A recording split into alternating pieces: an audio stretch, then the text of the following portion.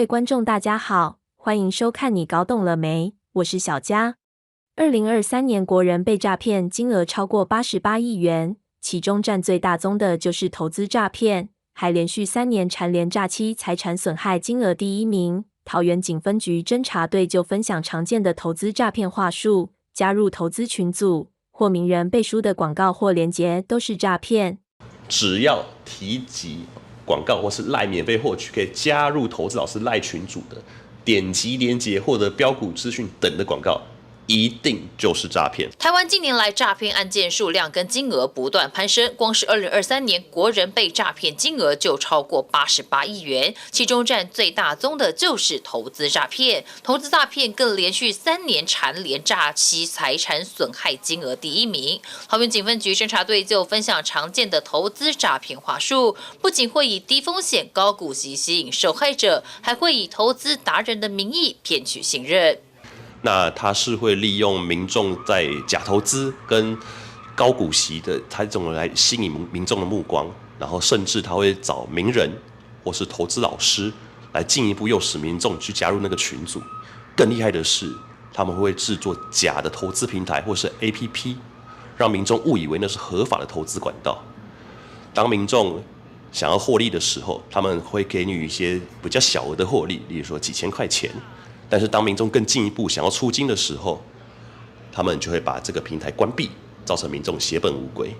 基本上如果您把金额汇入的话，因为现在他们都是走虚拟货币的管道，比较难以第一时间取回，所以当民众接获或是看到这种讯息的时候，我们都提醒民众一定要去165来做个查证，不要轻易把你的钱转入到不确定的管道里面。投资诈骗有多可怕？桃园分局就分享今年3月的受骗个案，从网络上无意间滑到号称可以赚大钱的投资群组广告，加入群组之后就被鼓吹投入资金，最后损失高达上千万元，还因为对方利用虚拟货币洗钱，难以追踪，血本无归。他在 YouTube 看到一个广告，投资老师非常厉害，号称月收入可以达到200%以上。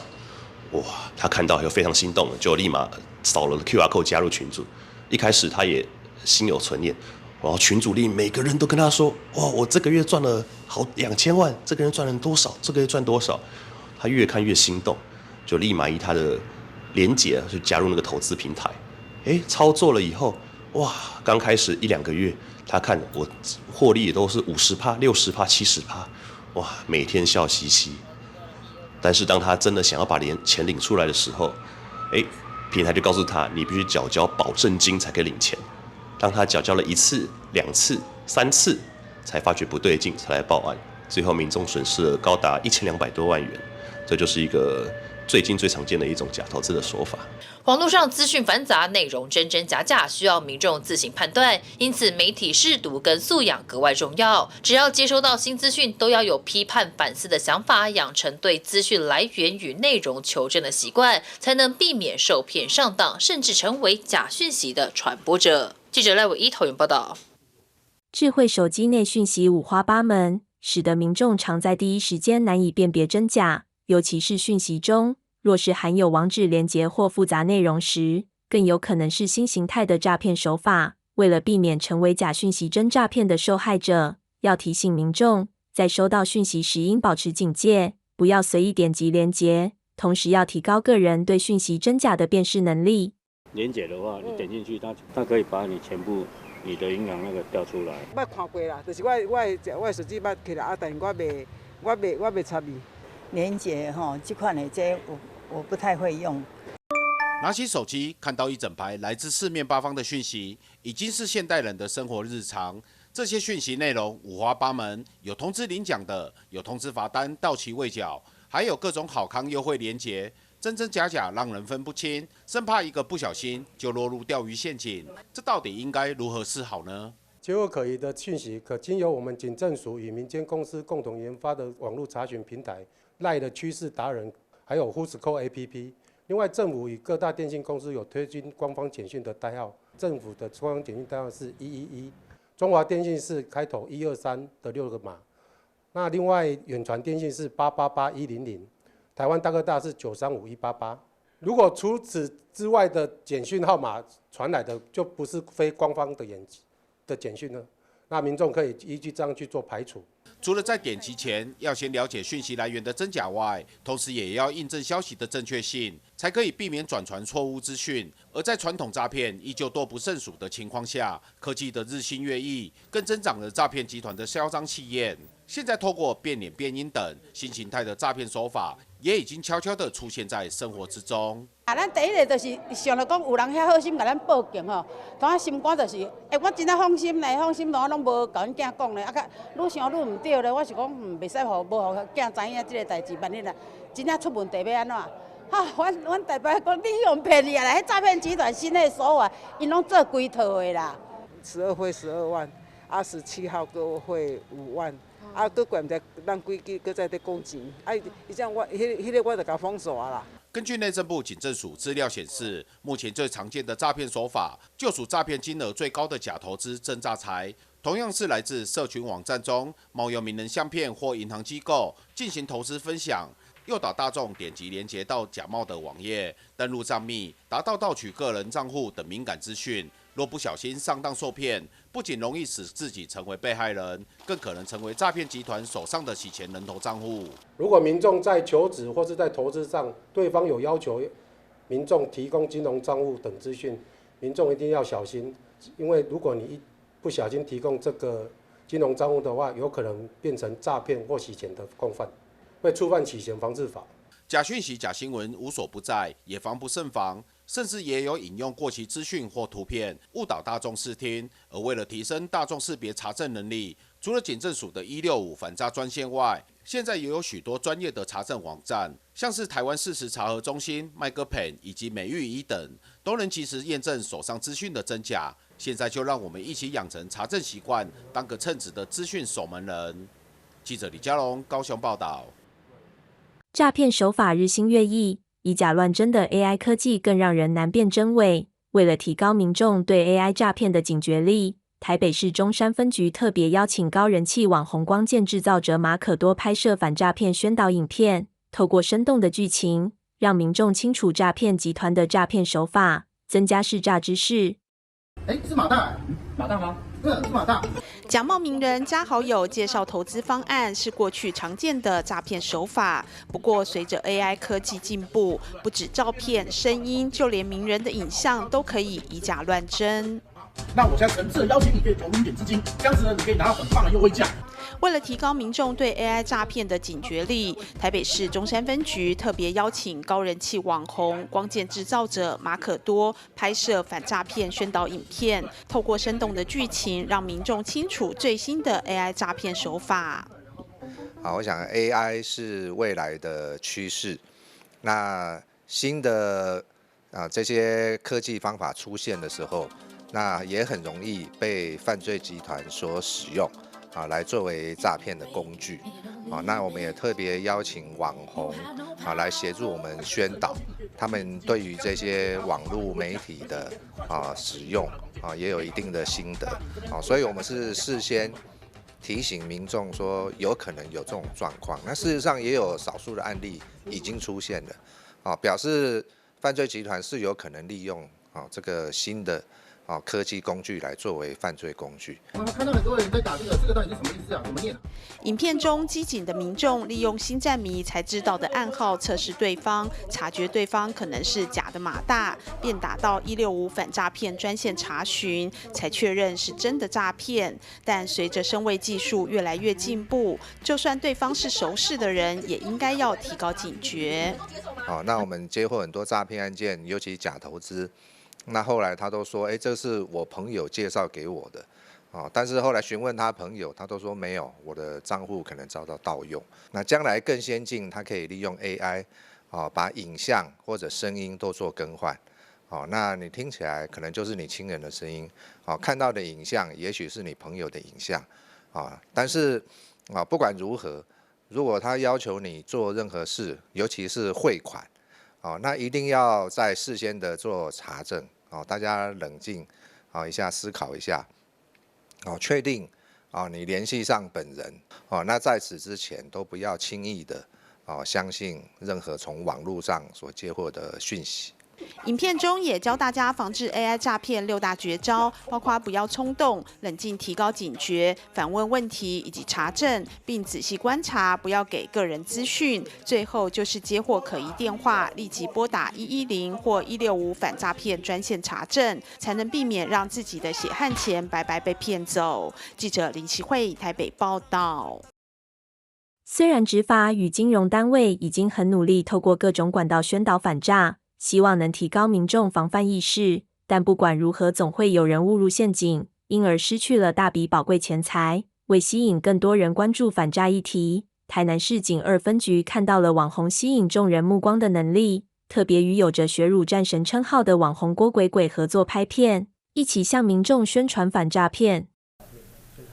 网红郭鬼鬼坐在警局的电脑前，旁边还有一位帅气刑警边问话边打字。但这可不是在做什么刑事笔录，而是在讨论反诈骗宣导影片的脚本。诈骗就是这样，他是被骗到我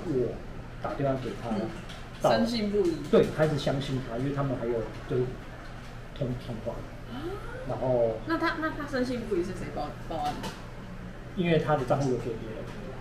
拥有火辣身材、机智反应的郭鬼鬼，人气不限于网络上而已。在许多知名综艺节目中，也都能看到他的身影。台南市警方看到鬼鬼的荧幕人气，特别邀请他来协助拍摄反诈骗的影片，增加民众反诈知识。我跟你讲，他简直是苦海明灯，而且他老师刚刚跟我说，他有内线消息可以帮我申购哦，现在只要汇款10万就能加入。我刚刚也加入他就封锁我啊！老师那么好，干嘛封锁你啊？他就问我说我在哪边上班的啊，然后我就传了一张我在警局工作的照片给他看，要他来跟我喝茶聊天，结果他立马封锁我其实之前有跟那个台中市刑警大队有联合做反诈骗影片，然后其实一直对反诈骗这一块特别的关注，所以这一次2分局找我的时候也就义不容辞了。其实这一次跟2分局合作，是因为又有新的诈骗手法出来了，那每一种新的诈骗手法，我都希望可以拍成影片，然后跟我的粉丝讲啊，只要有看到这支影片的，知道这种诈骗手法，就不会再被这种手法诈骗了。所以只要每次有出现新的诈骗手法，都可以找郭鬼鬼来拍影片，告诉其他人。找网红来宣导，是因为藉由鬼鬼的网红人气，所以想说运用鬼鬼的人气来增加大家那个防诈的知识的识别度。所以特别邀请鬼鬼来替我们2分局这边做一个反诈骗的宣导。郭鬼鬼说，诈骗事件在生活周遭时有耳闻，特别提醒大众加强对陌生连结、名人投资推荐等各种可能的诈骗手法，时时提高警觉，避免上当受骗。周边的朋友啊，或者是粉丝，常常有跟我说，有被就是小额诈骗，然后我觉得其实我们离诈骗还蛮近的，因为像是最近有非常多的连结点选啊，或者是骗账号啊、骗密码，那其实大家都会觉得诈骗2个字好像都是那种好几千万、好几百万，然后离我很远。没有，其实大家就是离诈骗很近。台南市警2分局也提醒民众，接到疑似诈骗电话不要紧张，先保持冷静，记住1听、2挂、3查证的防诈步骤。如果民众接获如果是陌生来电的话，那建议的话就是掌握3个步骤，那就是1听、2挂、3查证。那什么意思呢？1听就是先听一下诈骗集团他要讲什么样的内容，那2挂就是先把电话挂掉，不要让诈骗集团影响你的情绪。3查证就是拨打我们反诈骗165专线，去确认说上面诈骗集团所说的是否是属实。对，然后我们经过这3个步骤的话，就会大大降低你被骗的几率。台南市警2分局找到了郭鬼鬼合作拍片，希望透过网红的高人气，加强民众对于反诈的关注。你搞懂了没？带你搞懂网络诈骗事。记者张硕维，台南报道。近期网络社群传出了行人不走斑马线就会被罚1800元，但经过高雄交通大队辟谣过后，原来没有罚到那么多。是罚500元。像是这种类型的假消息，每隔一段时间就会冒出来，民众需要多培养媒体识读的能力，看到任何讯息都需要先保持怀疑，谨慎查证后再分享也不迟。近期网络上传出将会有新的交通法规通过，6月行人不走斑马线过马路就会被开罚1800元。但是真的不按照标线走，就会吃上罚单，而且还会罚到1800吗？我不太确定，但我觉得应该可能是真的，因为现在交通罚单都蛮重的。没有走斑马线那是真的，但是这个罚多少钱，我就好像600多少忘掉了。1800太多了，1200吧。900吗？关于网络谣传，这是错误的讯息。依《道路交通管理处罚条例》第78条规定，行人不依标志、标线、号志之指示或警察指挥，或者不依规定擅自穿越车道的话，这是处新台币500元罚款，而非网络谣传的1800元。原来又是假消息，不走斑马线确实会被开罚，但其实是罚500块，而不是1800。像是这种交通法规罚则假讯息，每年都会不时的冒出来。要确认当未遵循现行法规时，到底会对荷包造成多少伤害，还是要寻求正确的管道查询。这个网络谣传大概每隔一段时间就会出现那如果要知道这个是不是错误的讯息，那民众对现行法规或者是罚款若有疑问的话，可以上网查询违反道路交通管理事件统一裁罚基准及处理细则，或者致电各地警察机关或监理机关来做一个询问这样就会避免一个错误的讯息了。现今这个资讯传播快速的时代，假讯息层出不穷。我们常常因为出自于好心，转发看到的各种讯息，但是我们在分享任何图文之前，都应该好好查验资讯的正确性，才不会成为假消息传递的帮手。FB 之类都会看到可能真的有看到的话，就是上网 Google 查看看，说真正的法规到底是罚多少什么之类的，对，还是要自己多加确认，就是要有媒体识读能力对，所以我现在就有一种媒体识读能力嘛，对，可能看看当参考就好，我不会完全相信它。为了避免这些讯息再次的转传的话，建议民众如果接到这种有问题或者有疑问的一些讯息的话，可以上网查询，或者是跟我们警察机关来做一个询问。所以在这边也呼吁大家，对来路不明的一些谣言或者是讯息不要先转传，先做询问、了解、确认之后再来做转传。媒体识读的提升，随着数位时代变迁愈发重要。当我们看到任何讯息，都应该要停下来看一下，不分享，多讨论，这样才能当一位数位好公民。记者孙军高雄报道。为了提升长辈们的防诈识别力，桃园龟山警分局来到圣保路社区文健站，带原民长者一起玩桌游诈骗防卫队，并从中说明常见诈骗套路，期望借由寓教于乐的游戏，让长辈学习正确的反诈知识。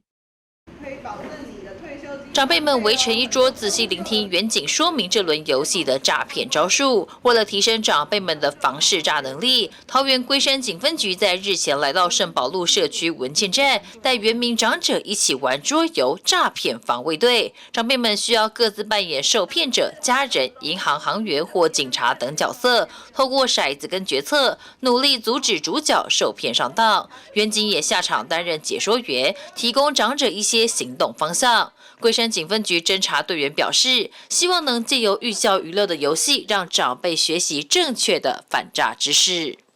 透过桌游的方式，然后让它更生活、更情境化。然后我们就模拟了一些情境，然后让长者思考一下，说，那我遇到这种状况，我要怎么去查证，然后怎么应对这样子。我们大概去年的时候就有开始就是宣导这个活动，然后在每个场次啊，其实那个回馈都还不错，大家都对这个，而且大家会比较有参与感。就是因为他们每个人有每个人扮演的角色，比如说银行行员啊，或者是老王，或者是朋友，然后或者是警察。那尤其当警察自己是警察的时候，就会比较有那种危机意识，就会觉得说，我要来那个阻诈这样子。对，但大家的参与感比较多以后，我觉得这个回馈还蛮不错的。对啊，因为通常都是只有听别人讲，那身临其境的时候会比较有共感。对。长辈们也分享游玩心得，因为大家或多或少都曾经接过诈骗电话，他们肯定警方透过游戏做宣导的用心，帮助他们了解常见针对长辈们的诈骗招数，也希望能有更多类似的宣导，提醒他们要小心。那个投资我们我们不懂嘛，有时候他说哎呦你买什么，这样啊。对，他讲得很那个以后你就这样不要烦恼你们以后老人家那个，以后再希望你们都来这边，再增加我们的知识啊，因为我们年纪大的人讲一讲都忘记啊。龟山警分局侦查队员也以桌游卡片为例，说明几个常见针对银发族的诈骗案例，比如透过家用电话进行诱骗长者拿出老本帮助孩子买房的投资诈骗，以及糊弄长者健保卡遭人非法盗用的诈骗等等，希望能让长辈提高警觉。像健保风暴，就会跟你说你的那个健保被盗用了，那你要用你的身份证，然后还有存折来帮你确认你的身份，健保卡是没有问题的。那像刚刚长者就对于这个部分就是比较没有听过，然后因为长者也比较常会去诊所或医院就医这样，所以呢，我觉得这部分也还蛮重要的。像这个保证赚大钱，就也是跟你说，你这个今天运气好，接到我这通电话了，今天名额只有6个，你就是其中1个，然后还会跟你说你的那个退休金啊，原本可以活20年，那我现在帮你赚的可以用40年都用不愁吃不愁穿，都是用这些话术来骗长者这样子。诈骗招式层出不穷，龟山警分局期盼透过欢乐的桌游时光，潜移默化反诈知识跟方法给长辈们认识，未来万一遇上便能及时察觉，远离诈骗。龟山警分局，记者刘雨婷桃园报道。如何把媒体做成教学工具？台南市七股区树林国小由曾经得到师铎奖的杨义玲老师带领学生运用媒体探索家乡社区，利用新闻、报纸、微电影等方式记录在地文化，同时建构媒体素养的正向行为，因此获选教育部的媒体素养教育基地学校。以夜市麻将连线发想，学生在上面刻上有关庙宇工艺文化的词汇，连成一条线后抽出签诗。这张签诗的内容还是用 ChatGPT 所写。台南七股树林国小学生更拿着平板记录保安宫文化，做成线上游戏，去拍我们想要的地方，或者是那些我们要的网站的那些架设。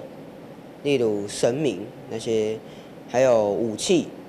然后再去收集一些网络上的资料跟学长学姐的资讯，然后把它统整起来。我们请那个有给我们资料的一些老师啊、主任，然后给他们签那个著作权的同意书，怕我们没有标示著作权的话会被人家告吧。拿着摄影机，懂得什么是著作权法。这只是其中一环，在这之前，学生们可是对这些科技传播工具一无所知。于是让师铎奖得主杨义玲老师开始思考，在既有的课程下，如何有机会让学生接触到更多元的媒体。从3年级到6年级，那每周大概是2节课的时间。那在这里面呢，我们会从初阶的教小朋友怎么样做一个实习记者，到后面会有一个比较进阶的公民记者，那从一个设计师到后面的一个行销师，类似这样子的一个课程，然后慢慢的带着孩子来去做学习。一学期40堂课，除了深化学生对网络诈骗、假新闻等媒体素养观念，也让孩子认识什么是新闻，了解报道的呈现，从多个角度来看事情，并从学校中找出议题，制作成校园新闻。再进一步以专题探究的方式到社区记录，我们找到地方创生的议题载体，那我们来制作媒体，那训练学生来发表解说，从这些制作媒体、行销媒体的这个当中，那就会伴随着媒体识读、媒体素养的相关的议题产生。在这个时候，我们会融入进去，这个时候学生会学习起来会更有感。当他有行销的技术，包含制作媒体的技术之后，他怎么样用这样子的技术来跟社区去做结合，来协助社区去解决问题，行销社区。用媒体开启学生的视野，教他们如何用影片说故事，使用自媒体让更多人认识自己的家乡，也希望强化学生对媒体的多元认知，培养出新时代的数位公民。记者收回台南报道。随着科技进步，假讯息的生成模式也越来越多元。想厘清正确观念，学会辨别真伪，请继续锁定你搞懂了没？我们下次再会。小小神厨体验营，小小店长体验营。老婆，你看。干嘛？你又在乱买东西了吼？不是啦，暑假就快到了，不能让阿宝一直闲在家里打电动。你看这个脸书上面就可以报名这么多营队，阿宝整个暑假都很充实哎。这么好康，我怎么不知道啊？哎呦，老公，这种一页式的广告要小心，它可能是诈骗哦。你看它这边根本没有官方认证的蓝勾勾，还有如果发文历史很短的网页，就要特别小心。好，现在其实网络上或社群媒体真的是朋友转传的讯息很多，那很多是没有经过查证。其实台湾有很多的事实查核的机构，所以你可能也就要去看一下，做一个比较聪明的乐听人。记得哦，讯息连结不乱点，小心求证最安全。